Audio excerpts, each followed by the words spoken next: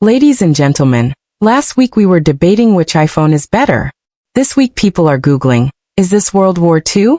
Oil prices jump, flights get cancelled, Dubai airport gets hit, flights pause, markets freeze, people in Bahrain hear blasts, Qatar and Kuwait go on high alert, and suddenly every uncle on WhatsApp becomes a war expert.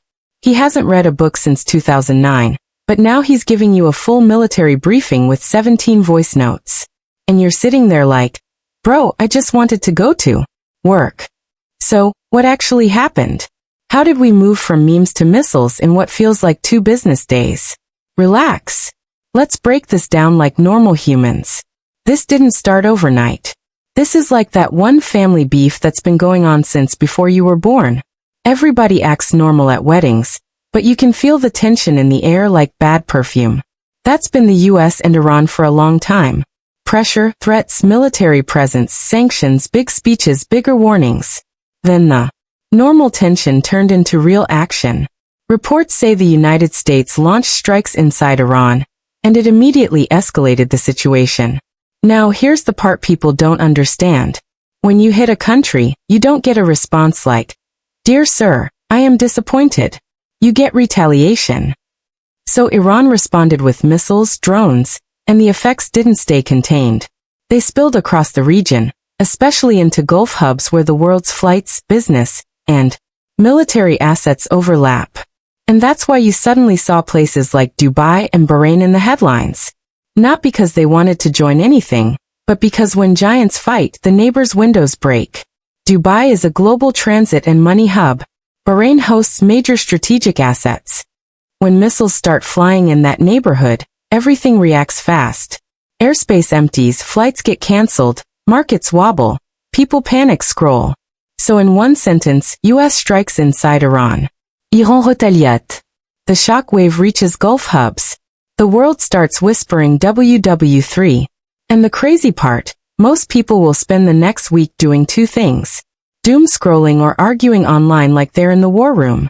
But the smart move is to understand the mechanics. Now I'm breaking down the question everyone asks. Why did it spread to the Gulf so fast? And why do places like Dubai and Bahrain get dragged into it? So now the big question. Why did places like Dubai and Bahrain start showing up in headlines if the main tension is between Iran and the United States? Simple. Because geography doesn't care about your comfort zone. Let me explain this in the most normal way possible. Imagine 2 heavyweight fighters arguing inside an apartment building. They're fighting inside apartment 4B. But guess what? The whole building shakes. The guy in 2A didn't do anything. The grandma in 6 just wanted tea. But when heavyweights move, the whole structure feels it. That's the Middle East right now. Here's what most people don't realize. The Gulf region isn't just tourist spots and skyscrapers. It's strategic. There are major energy routes, major military bases, major financial and shipping hubs. When tensions rise between Iran and the US, and there are responses and counter-responses, anything in that radius becomes sensitive, airspace becomes risky, shipping lanes get tense, markets react before humans even finish tweeting. And that's why you suddenly see flights rerouting, oil prices moving, headlines multiplying, people whispering, this is bigger than it looks. Because economically this region is like the world's power strip. You mess with the plug, every device flickers. Now here's the psychology part. When conflict spreads geographically, fear spreads digitally, even if nothing is happening near you physically. Your brain reacts like it is. You open social media. You see explosions, maps, breaking news, red arrows everywhere. Your nervous system doesn't know distance. It just knows danger. And when millions of people feel that at the same time, markets shake, airlines pause, businesses slow decisions, investors hold their breath, that's the real chain reaction. Not just missiles, but mindset. And here's something interesting. Most wars don't become world wars. But every time something escalates fast, the internet turns it into World War II in about 14 minutes because fear spreads faster than facts. This spread fast, not because everyone wants war, but because powerful countries operate inside a connected region full of military, energy, and global trade routes. And when giants move, the shockwaves don't stay local.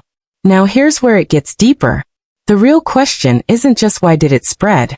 The bigger question is why did it happen now? Why this moment? Why this timing?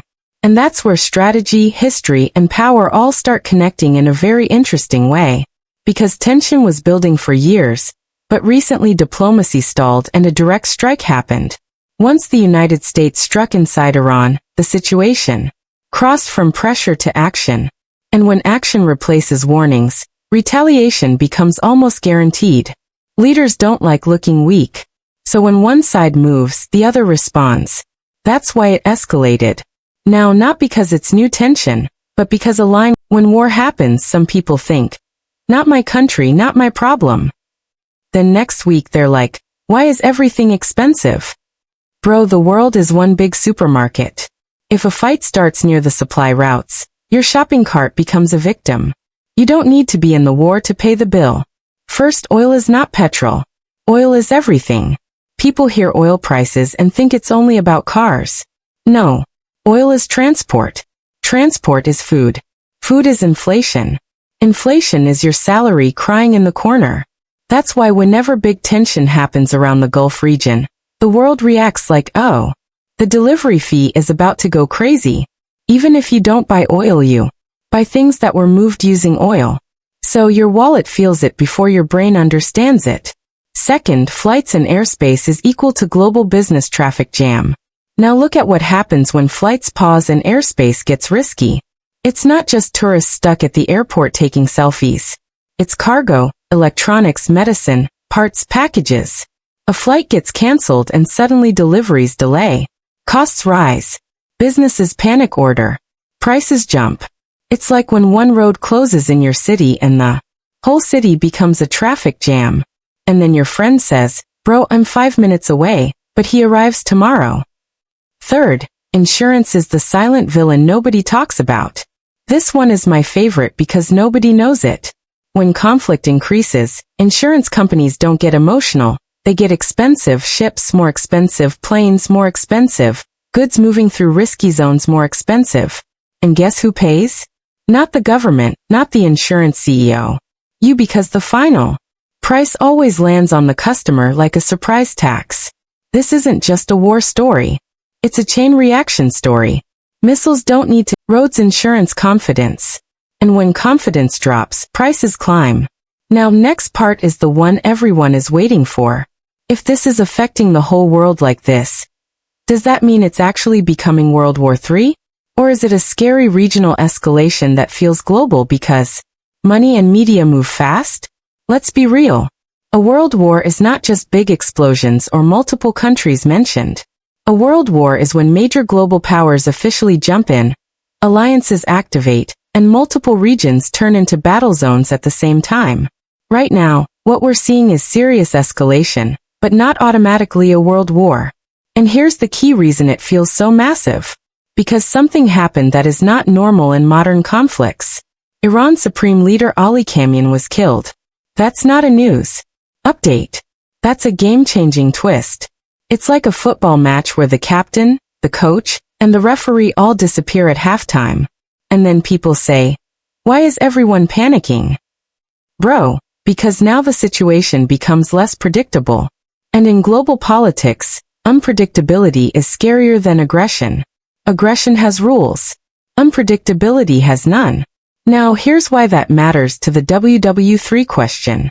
When leadership gets hit at that level, you don't just get retaliation. You get pressure inside the country to look strong. Because every power center starts thinking if we look weak, we lose control. If we don't respond, we get challenged. If we respond too hard, we risk pulling in more countries. So the risk isn't they want world war. The risk is a chain reaction, miscalculation, overreaction, wrong assumptions. This is why global leaders start talking like we call for restraint, which is government language for please don't make this worse. And here's, immediately goes World War II confirmed. Meanwhile, in reality, governments are doing the opposite of hype. They're trying to contain it. Because everybody knows one thing. A true world war in 2026 isn't a war. It's an economic heart attack. Nobody wins. Everyone bleeds. Money. This is not automatically World War II. But it is one of the most dangerous escalation moments in years, because leadership has been hit, and the region is tightly connected. And when the world is tightly connected, even a regional fight can feel global. So the real question becomes, when the world gets unstable like this, how do you stay calm, protect your money, and make smart moves while everyone else panics? All right.